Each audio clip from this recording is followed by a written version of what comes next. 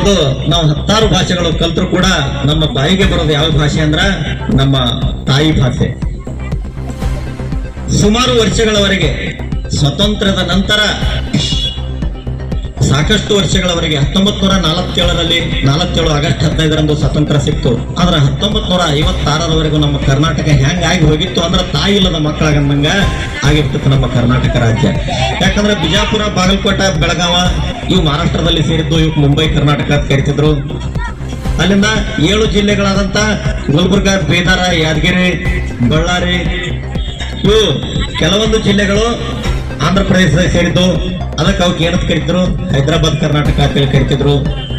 ಇನ್ನ ಕೆಲವೊಂದು ಕೊಡಗು, ಮಂಡ್ಯ ಅಲ್ಲಿರ್ತಕ್ಕಂಥ ಜಿಲ್ಲೆಗಳು ಕೇರಳದಾಗ ಸೇರಿದ್ದು, ಅವಾಗ ಕೇರಳ ಕರ್ನಾಟಕ ಅಂತೇಳಿ ಕರಿತಿದ್ರು. ಇನ್ನು ಬೆಳಗಾವಿಯಲ್ಲಿ ಹೋಗಿತ್ತು ಅಂದ್ರ ಗೋವಾದಾಗ ಹೋಗಿತ್ತು, ಅದಕ್ಕೆ ಏನಾನು ಕೊಂಕಣಿ ಕರ್ನಾಟಕ ಅಂತೇಳಿ ಕರಿತಾರ.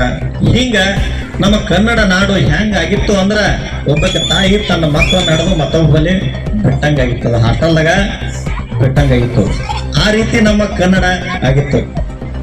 ಅದಕ್ಕೆ ಹುಯಿಲುಗಳ ನಾರಾಯಣ, ಬಸವಪ್ಪ ಶಾಸ್ತ್ರಿ ಮುಂತಾದ ಕವಿಗಳು ಕೂಡಿ ಸುಮಾರು 1947ರಿಂದ 1956ರವರೆಗೆ ಸತತವಾದ ಹೋರಾಟವನ್ನು ಮಾಡಿ ಎಲ್ಲ ಕನ್ನಡದ ಮನಸ್ಸುಗಳನ್ನು ಅಖಂಡ ಕರ್ನಾಟಕ ಅಂತಕ್ಕಂಥ ಒಂದು ಕರ್ನಾಟಕ ರಾಜ್ಯವನ್ನು ನಿರ್ಮಾಣ ಮಾಡಿದರು.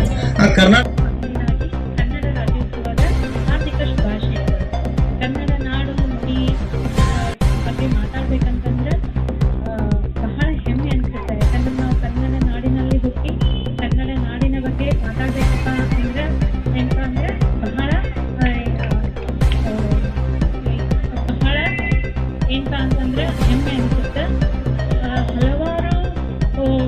ಹೋರಾಟದ ಫಲವಾಗಿ ಎಂತ ಅಂದ್ರೆ ಈ ಒಂದು ಕನ್ನಡ ನಾಡು ನಿರ್ಮಾಣ ಆಗಿದೆ. 1947 ಆಗಸ್ಟ್ 15ರಂದು ಸ್ವತಂತ್ರ ಸಿಕ್ತು ನಮ್ಮ ದೇಶಕ್ಕೆ. ಆದ್ರೆ ಹಲವಾರು ಸಮಸ್ಯೆಗಳು ಎಂತ ಅಂದ್ರೆ ಉದ್ಭವವಾಗಿದ್ದು, ಆ ಸಮಸ್ಯೆಗಳನ್ನೆಲ್ಲ ಬದಿಗಿಟ್ಟು ಒಂದು ಸುಭದ್ರವಾಗಿರ್ತಕ್ಕಂತಹ ದೇಶವನ್ನ ಕಟ್ಟಬೇಕನ್ನೋದು ಅಸಾಮಾನ್ಯವಾಗಿರ್ತಕ್ಕಂತಹ ಒಂದು ಸಾಧನೆಯಾಗಿತ್ತು. ಅಂತಹ ಎಲ್ಲ ಒಂದು ಸಮಸ್ಯೆಗಳನ್ನ ಪರಿಹರಿಸಿಕೊಂಡು ಇಂದಿನ ನಮ್ಮ ಒಂದು ಕರ್ನಾಟಕ ರಾಜ್ಯ ನಿರ್ಮಾಣವಾಗೈತಿ ಅಂತ ಹೇಳ್ಬೋದು. ನಮ್ಮ ದೇಶ ಏನಪ್ಪಾ ಅಂದ್ರೆ ಆಗಲೇ ಸರ್ ಬಹಳ ಚಂದ ಹೇಳಿದ್ರು, ಹೆಂಗಾಗಿತ್ತು ನಮ್ಮ ಕರ್ನಾಟಕ ಅಂದ್ರೆ ಅದನ್ನ ಹಂಚಿ ಹೋಗ್ಬಿಟ್ಟಿತ್ತು. ಎಲ್ಲ ಕಡೆನೂ ಏನಪ್ಪ ಅಂದ್ರೆ ಒಂದ್ ಕಡೆ ಹೈದರಾಬಾದ್ ಕರ್ನಾಟಕ, ಮದ್ರಾಸ್ ಕರ್ನಾಟಕ, ಹಂಗೇನಪ್ಪ ಹಲವಾರು ಕಡೆ ಹರಿದು ಹಂಚಿ ಹೋಗಿರ್ತಕ್ಕಂತಹ ಕನ್ನಡ ನಾಡನ್ನ ಒಂದು ಮೈಸೂರು ರಾಜ್ಯವಾಗಿ ಉಗಮವಾಗ್ತದೆ. ಆ ಮೈಸೂರು ರಾಜ್ಯ ಉಗಮವಾಗಿದ್ದ ಆ ಮೈಸೂರು ರಾಜ್ಯವನ್ನ ಬರೀ ಒಂದು ಪ್ರಾಂತ್ಯ ಸೀಮಿತವಾಗಿದ್ರೆ ಅಷ್ಟೇ ಸಾಕಾಗುವುದಿಲ್ಲ, ಅದು ಎಲ್ಲ ಒಂದು ಕರ್ನಾಟಕವನ್ನ ಹೆಸರು ಗಿಟ್ಟಿಸಬೇಕು ಅನ್ನುವಂಥ ದೃಷ್ಟಿಯೊಳಗ 1973ರಲ್ಲಿ ಈ ದೇವರ ಸದಸ್ಯರು ತಮ್ಮ ತನು ಮನ ಧನವನ್ನು ಅರ್ಪಣೆ ಮಾಡಿಕೊಳ್ಳುವುದಿಲ್ಲ. ನಾವೆಲ್ಲರೂ ಕನ್ನಡವನ್ನು ಪ್ರೀತಿಸೋಣ, ಕನ್ನಡವನ್ನು ಬೆಳೆಸೋಣ, ಕನ್ನಡವೇ ಸತ್ಯ, ಕನ್ನಡವೇ ನಿತ್ಯ. ಹಿಂಗಾಗಿ ನನ್ನ ಒಂದೆರಡು ಮಾತುಗಳನ್ನು ಜೈವಿದೆ. ಪುಣ್ಯ ಮಾಡಿರಬೇಕು, ಆದರೆ ಕರ್ನಾಟಕದಲ್ಲಿ ಹುಟ್ಟಲು ತಪಸ್ಸು ಮಾಡಿರಬೇಕು. ಕನ್ನಡ ನಾಡು ನಮಗೆ ಜನ್ಮ ಕೊಟ್ಟ ಪುಣ್ಯ ಭೂಮಿ. ಆ ಭೂತಾಯಿಯನ್ನು ಅಣಿಮುಟ್ಟಿ ನಮಸ್ಕರಿಸುತ್ತಾ ನನ್ನೆಲ್ಲ ಆತ್ಮೀಯ ಸ್ನೇಹಿತರಿಗೂ, ಗುರುಗಳಿಗೂ, ಗುರುಮಾತೆಯರಿಗೂ ಕರ್ನಾಟಕ ರಾಜ್ಯೋತ್ಸವದ ಶುಭಾಶಯಗಳು. ಕನ್ನಡಕ್ಕೆ 2,000 ವರ್ಷಗಳ ಇತಿಹಾಸವಿದೆ.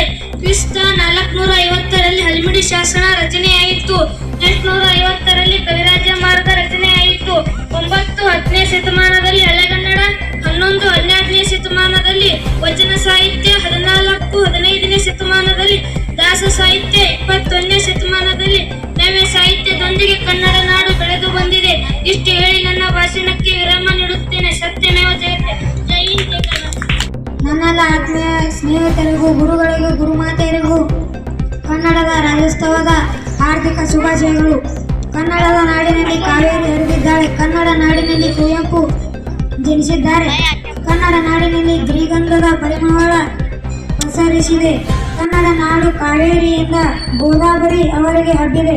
ಕನ್ನಡ ನಾಡಿನಲ್ಲಿ ಬಸವಣ್ಣವರ